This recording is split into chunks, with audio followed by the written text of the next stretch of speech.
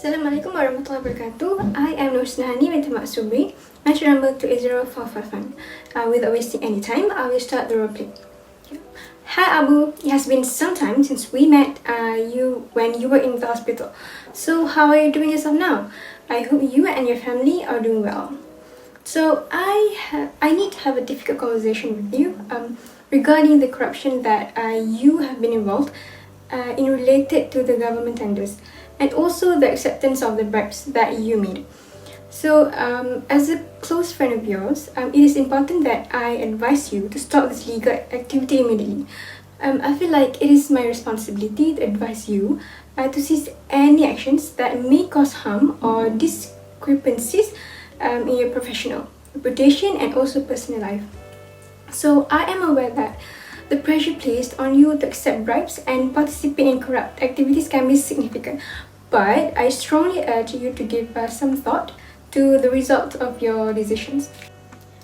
As we are aware, if the illegal behavior is discovered, you could face significant fines and even jail time.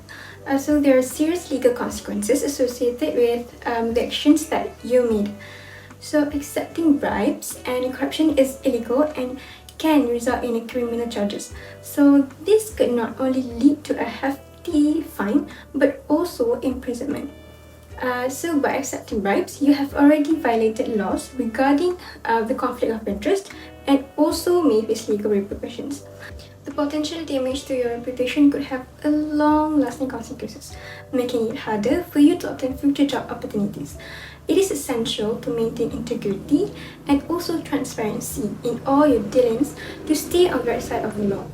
So, the penalty for offence, according to the Malaysian Anti-Corruption Act 2009, Section 24(1), a person who commits an offence shall, on conviction, be liable to imprisonment for a term not exceed 20 years and a fine of not less than 5 times the sum or value of the gratification where it is capable of being valued or is a pecuniary nature, or 10,000 ringgit, whichever is higher.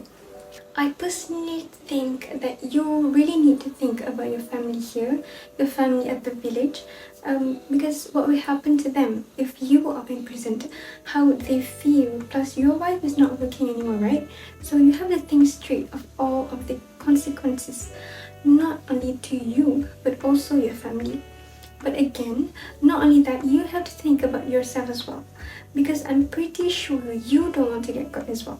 So I don't want you to ruin your life because of this illegal activity that may ruin your life that you had now. It is really not worth it, Abu. One of the most severe effects of bribery and corruption is the human element. So bribery is not only detrimental to the economic activities of the business, but it also affects employee morale and performance. So employees that know that they are working for an unethical organizations where bribery is tolerated and practiced are more likely to be unmotivated and disinterested in their work, because this will negatively affect their performance, output, and also the overall staff morale. As a respected member of the community, it is crucial to set an example for others to follow and maintain ethical behavior. So corruption ruins trust in government organizations and makes people doubt that the system is fair.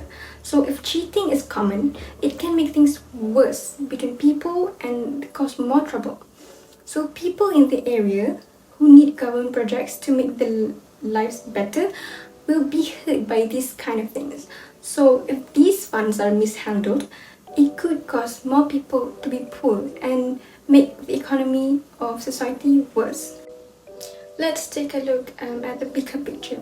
Corruption in government projects waste money that could be used to improve our nation infrastructure and resources as well. So this is a serious problem from an economic point of view.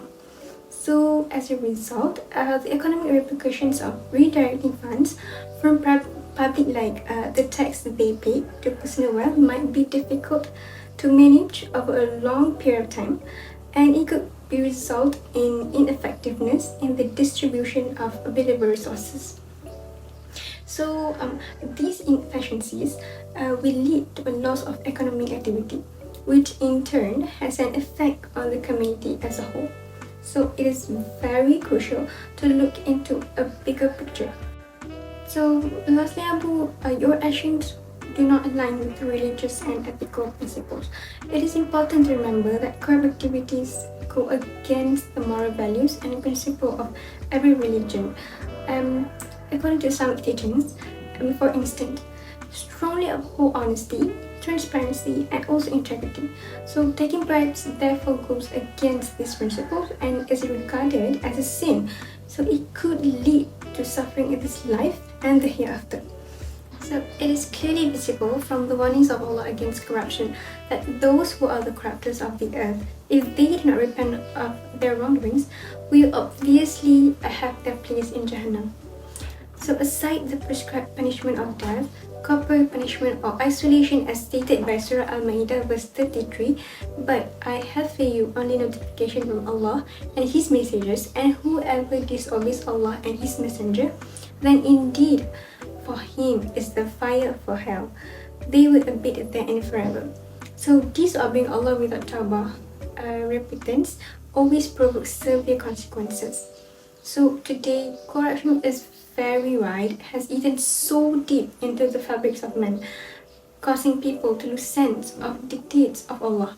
So Muslims are no longer see any harm in misappropriating resources meant for the sustenance and livelihood of others, even though they are paid salaries backed up with other opportunities not enjoyed by the ordinary citizens.